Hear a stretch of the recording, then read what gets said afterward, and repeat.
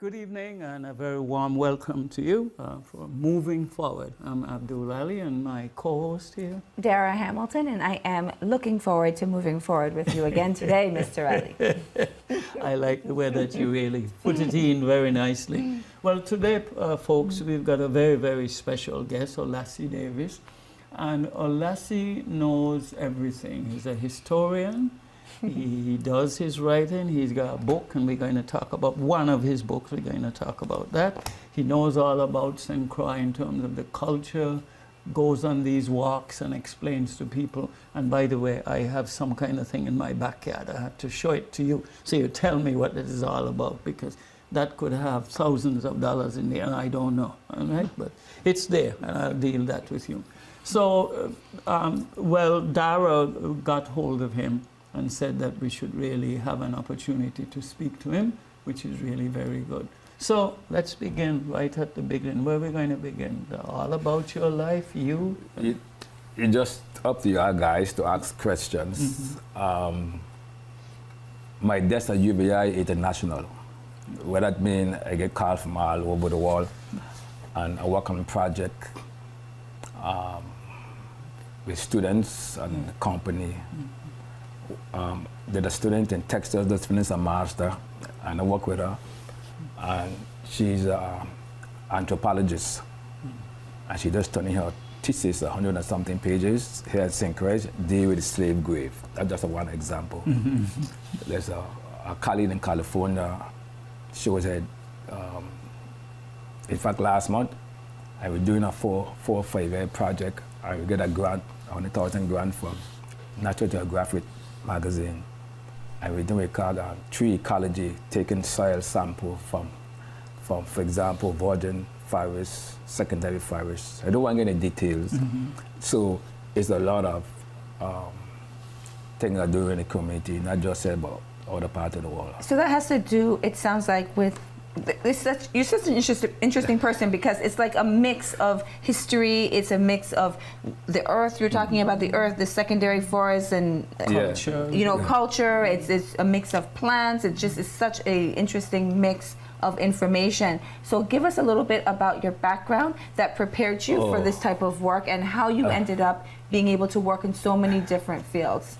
If you give me a background, I'll be here for about a couple of years. Okay, so give us a brief version of that. Brief version, yeah. I have 5 degrees, but I am a. We had that gentleman that he had 5 too. Yes. But I'm a make it short. Yeah. In the book here, and when you look at the book quick at the beginning of the book, and it kind of tell you exactly what I do. For example, he is an ecologist, ethnic botanist, agriculturist, environmental activist, cultural historian, naturalist, scholar, and a professional technical writer. That sounds like you. So it's a whole lot of, because of my expertise. And then what's very important is traditional knowledge that you don't find in books. That's right. So I write it, and you cannot disconnect human when it comes to the environment. Where did you get this traditional knowledge from? Because I'll tell you, I bought a big bunch of bush this weekend, and I wouldn't be able to identify half of these plants if I saw them out Golden Seal and St. John's Wort, and I wouldn't be able to identify one of them. So where did you get the traditional knowledge from? From the older folks. My great-grandmother, she died 105. So her name was Catherine Jorgensen, 1855. She was a midwife. My other grandmother died 104. Then our next grandmother, she died 89, and the other people, and then because I went to school, to college, so I have the scientific part. For example, they may say this particular plant is good for the headache. But now, with technology, we can analyze the plant to see this particular strain in the plant, why it helps you with the headache, for example. So we published a book in '97 called Medicinal Plant at St. Thomas, St. Croix, and St. John by Tony Thomas, Rudy O'Reilly, and myself. And we have some of the research in there. Like, for example, I gave the common name for, they call it O'Reilly or they call it Mayapple bush. If you drink too much of that, you can go blind. Oh, really? Oh, my. So when you're dealing with plants, plants are organisms, and we don't look at plant. With the common people look at a guy, you look at a plant. But it's more than a plant. It's a living organism, and it can impact you because there's chemical in the plant, natural chemical. I don't want to go into the physiology of the plant. And so that's why when you're taking medicine, you got to be careful taking a bush tea or something. You have an interaction. And of course, when you're taking medicine, there's certain medicine you can't eat, for example, any citrus fruit. It will impact you. Like I said, you can eat it with food, you get it this time of the day, and so forth and so on. So I studied when I was in school and then doing research, but that traditional knowledge comes from the older folks. So I come with the scientific and the traditional knowledge and folklore. Yeah, but what made you decide to take the knowledge up and spread it and learn? Because from what I'm seeing, even with this is hundreds of pages. Almost 1,000 pages. Yeah, and then of course you could have said, well, never mind all that, I can just do. But instead you've expanded your life very considerably in a lot of different areas. So what made you do that? Well, we lost in the knowledge in time about the older folks. So I come documentation so they leave for the next generation.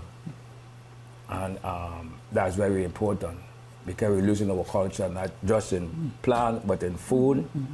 I wrote an article today on, for example, on callaloo. But I went in detail. If you want to make callaloo, for example, your national dish, you have to connect it to going back to history. And I gave the history from the 1700s. They call it callaloo, we call it pepper pot, or people call it different names. But the callaloo here is unique compared to any part of the Caribbean. So that kind of information, and then the public will read it. So when I read and write, I get hypnotized. It's kind of like I go in a trance. Totally different. I concentrate. So can I ask a little bit about that history? Is this history that you're getting primarily from the like oral tradition, or is this history that you also find yourself having to research by reading other books? Is there a lot of history that you can find in text or online or from other written or existing sources, or where do you mainly get your history from? All of above. Some of the information that I have at home is not online. I like old history stuff, especially the Vornal in the Caribbean, 17 and 1800. You do not find this stuff online. Yeah, that's true. And what they have done back then, and I just kind of move forward, and people like that kind of history. Oh, they say, oh, callaloo, he does eat it, but it didn't really callaloo is a folklore, and it's the reason why. And I give that. Callaloo intertwined with the season for crab. Callaloo, they eat throughout the year, but particularly end of the year, they callaloo from the old years into the new year. That's all in there. And old folks say, it bring you good luck. And when you eat callaloo, it pours you. So women that pregnant, they eat callaloo. So it's all tied into the culture and to the history, like why they eat callaloo, for example. And it sounds like it's tied into health as well. And I know that's a big thing for you. Yeah, because callaloo is it's alkaline to us. Well, Dr. Henry at the hospital, he told me many years ago when he was in medical school, he had to do some research. He called his mom and asked her to sell a callaloo bush and everything. And he cooked the food. His mom told him on the phone, and they analyzed it. And they were shocked. He got all the nutrients, everything in the callaloo. But when he grew up, callaloo continued to be a poor man's food.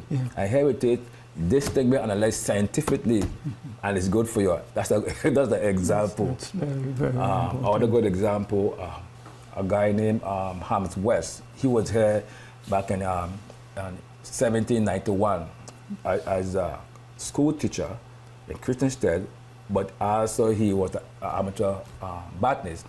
So he collect plants, over 200 plants. It's in Denmark today. About 8 years ago, a colleague from Denmark came here. We look for those plants. And then the student in Denmark analyzed the plant. Hey, this plant go for a particular headache, whatever it is, I like, so he took it a step further. Right. And then talk about the real woman. See, I could go on and on and on and true, yes. talking. So it kind of tie right in. Well, I know one of the things that you do is live your life ordinarily, but I suspect that sometimes you live your life outside, that, you know, you float out there in the sky, and it gives you ideas and visions and all sorts of things that you could do. That's how I see it. I think it's to live a life with a purpose. A lot of us don't have, you just hear out, but I live my life with a purpose. What's your purpose? Something that you enjoy doing and something you can pass on to the other generation. Because when I'm gone, I wrote over 8,000 articles beside books. And that's good for many people who will see that. And today, UVI have some of those, again, information. If you go on UVI library, you'll find the article there. And people from all over the world use the article to do research. So you could see the impact. Just that. I could be gone for 100 years and people still use my research. And that's what I mean. And that's the impact. When I'm saying living outside the actual world, because maybe you're there getting ready for breakfast, some ideas come. So you say, let me write it down and get this together. Then you go and you do the research. It's amazing. But also you have to have balance in life. Okay. Spiritual balance and faith. Oh, okay. You don't let life get to you. I mean, make a note of those spiritual balance. So I was going to ask you, Mr. Ali, have you ever been on a hike with Olassee? I am not sure that I remember. I've been on hikes, but I'm not sure if I've been on a hike with Olassee. Oh, I think Earl has been on a hike with Olassee. So everybody needs to go on a hike with Olassee. Well, because I'll tell you, he tries to give you everything that's in this book, probably everything in his head, as we go on the hike, and you can really see how much knowledge that he has. Right. And it's impossible to give us everything that he has in his head on that specific hike.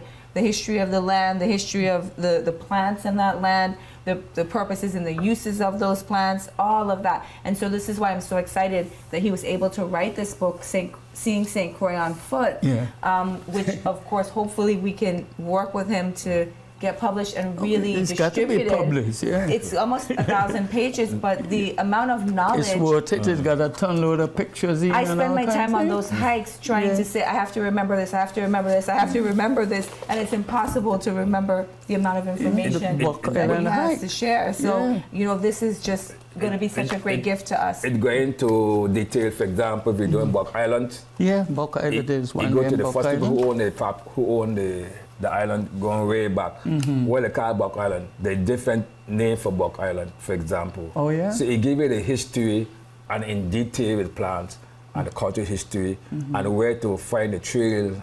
I just hiking along the trail to stop that starting area, so it's going to guide you.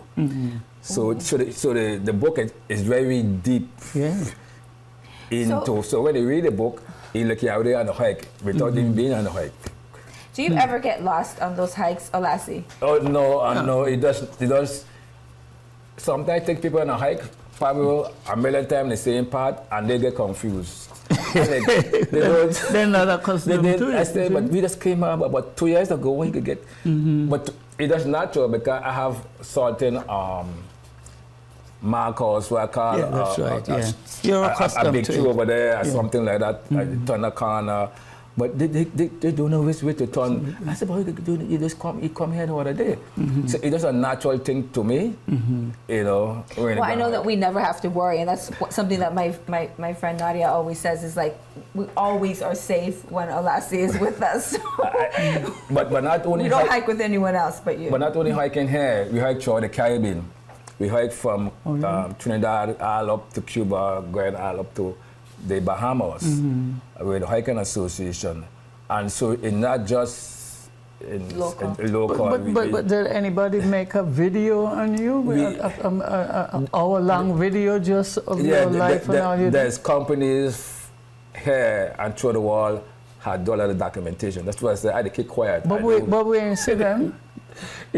We got to show them. And his magazines and his books. Yeah, we need to, because listen, what you are doing in terms of the history and so, this is very, very relevant we need to make sure the youngsters at school know about this and the richness of your character. It's extraordinarily important because who do we have to get that traditional knowledge from that you were able to have, you know? And so you are the person who's holding on to so much, or one of the people who are holding on to so much. Not only that, and not just hiking, I involved in the fabric of the community. Yeah. I testify in Congress. Really? I mean, I haven't talked about anything yet. I don't really. I protest court cases for the environment, being aware about the federal and local government, companies, and I kind of. The list goes on. So, like, for example, land water use plan, I involved in that right now. Yeah, so it's so many different things I involved. So that's not just you're good. not just on that and watch that. No, I think. What about the teaching VI history, Caribbean history in school? You have a take on that? Because it's being there the law. It should be. It should be because this. I take a group of youngsters. I'm working on a new trail. This trail have, and Dara trail. This trail have sign. You can put your phone on the barcode and get the maps and stuff. So it's a self-guide trail. They have benches and watch that. And this young man, he didn't know Polyquota Island. We lost. And the stuff he learned there on the trail and the hike and the history and everything. He see he don't get it in school. And the teacher, I look at her and she look at me and she like, she don't know neither. Totally lost.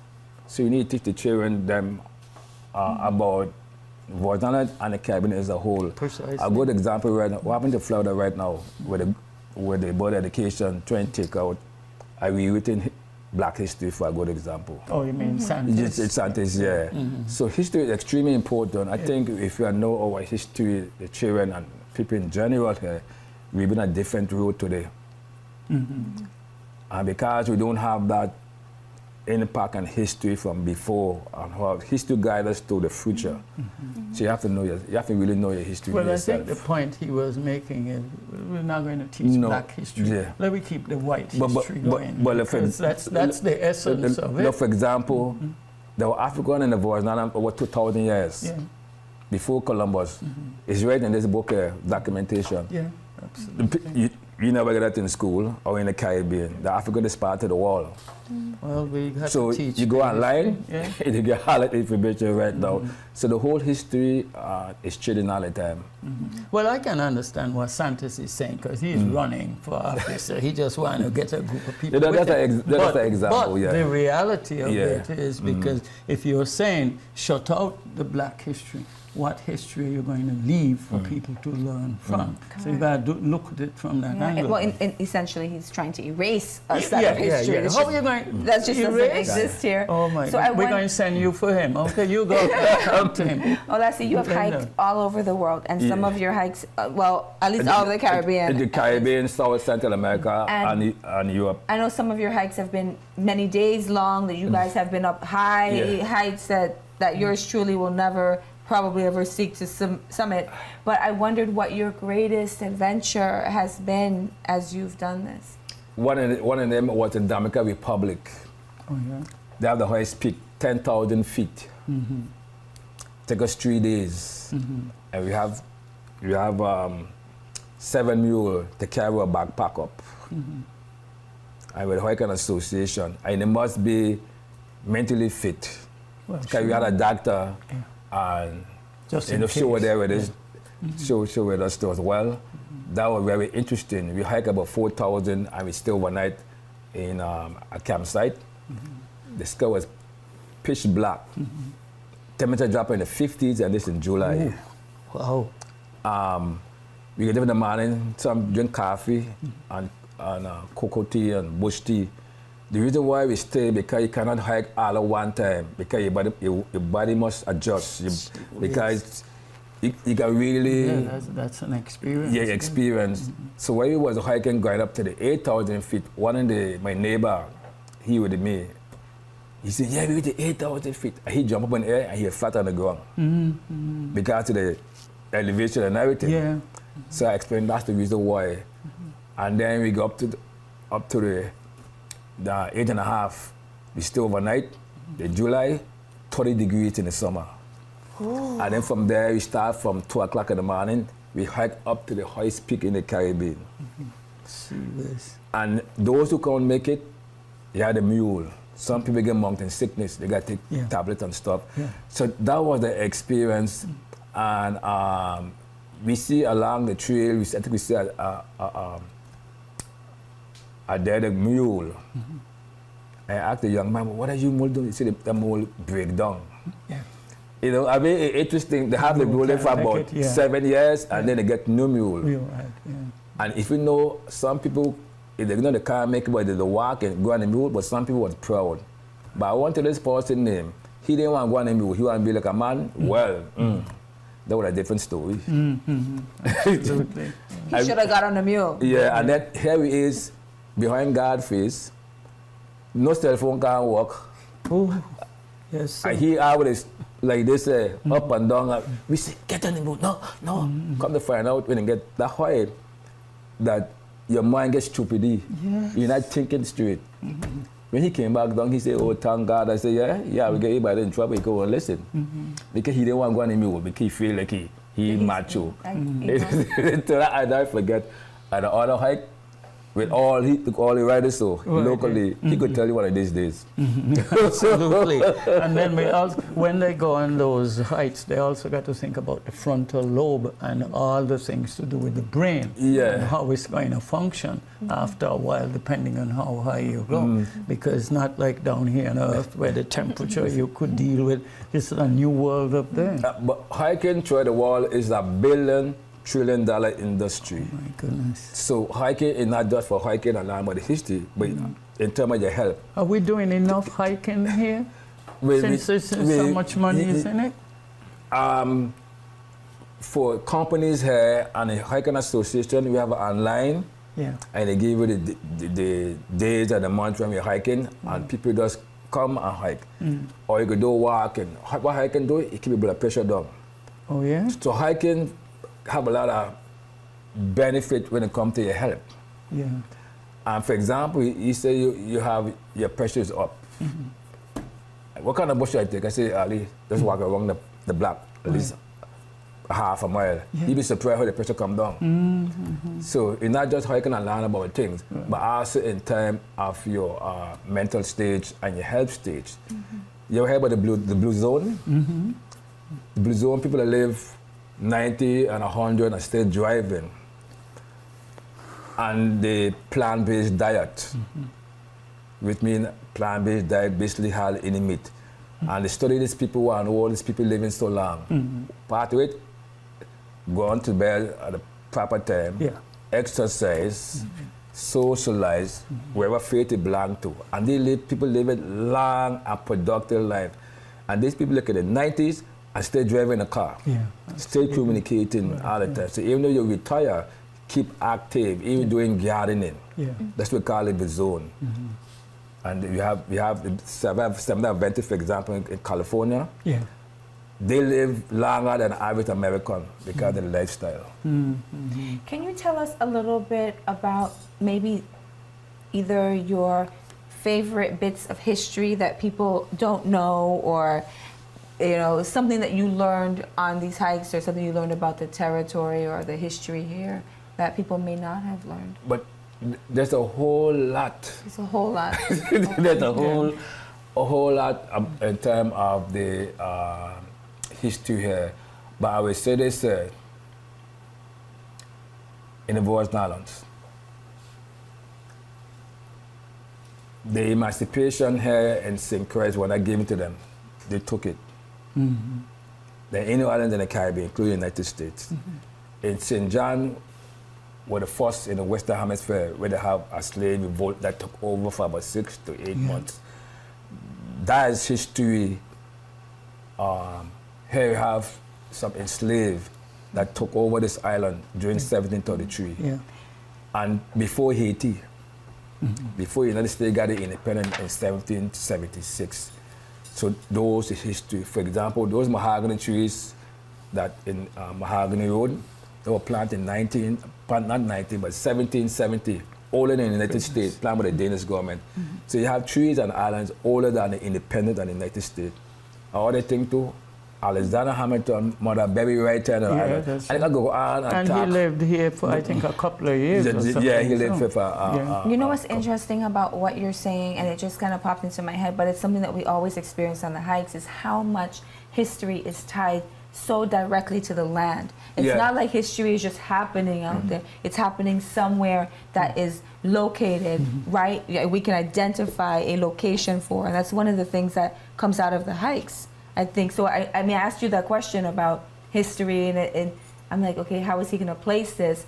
But the reality is, it's when we're on the hikes, it's so much easier to place it. Our history is tied directly to our land, and as we go and walk the land, the history emerges, and we talk about. A good example is George Washington, a slave estate analyst at a slave cemetery. I read some article on him. This Mary Roebuck. I will do the census. We do the census, and we went up there and we started going to the census. His great grandmother came in for 18 years old. To really understand, you have to go online and read what I wrote. But it was interesting to see what I call living history. And so this man buried up there. He born during the 1830s. We wrote about 3 or 4 generations after him, down to the Dara. The Dara here, who in the West, is from to the same guy, going way back.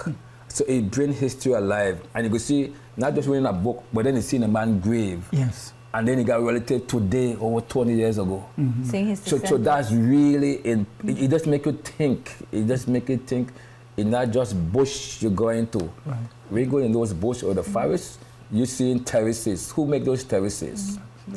In the town and the cities, you're seeing sugar mill and all this. Who make those things? So it's a living history, and it is part of what we should preserve it.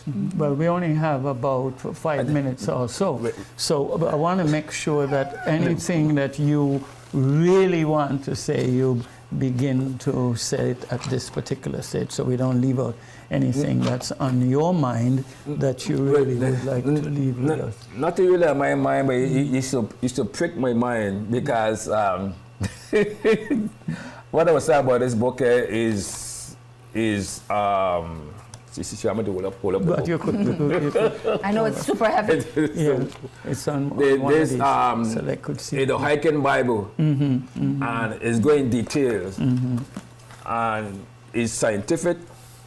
You have all the state of St. Christ. You have about 200 or something references. You have prepare how to hike. The history of St. Christ, so it go really in detail. And so we hike at Olassee Bay, for example, it tell you what you see along the way, and you can relate it to the book.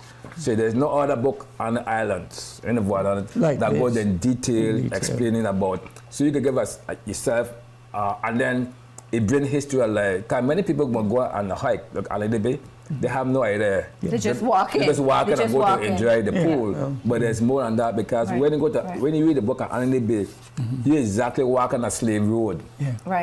So this book kind of go in detail and talk about the wildlife. This walk on a slave road, you could connect with that. You connect to it. Walking and on this road. This time of the year, we have the crab migrating to the ocean to mate. And so that's what I from August to September. And I remember a friend of mine on the north side, Ham Bay, in around 6:30, thousands of crab. You got to stop with the vehicle, and they're going, just head them going straight to what a sight to see. And then they come back in. And crab are also the indicator of hurricanes and stuff like that. That is traditional history. Plant the same thing, and bird let you know what's taking place. Look, are we going to get any hurricanes this time? I just read an article on the flamboyant tree, and they're talking about that. All the way with this. You see, I tell you, we've been here for days and we're talking. I haven't started to say anything yet.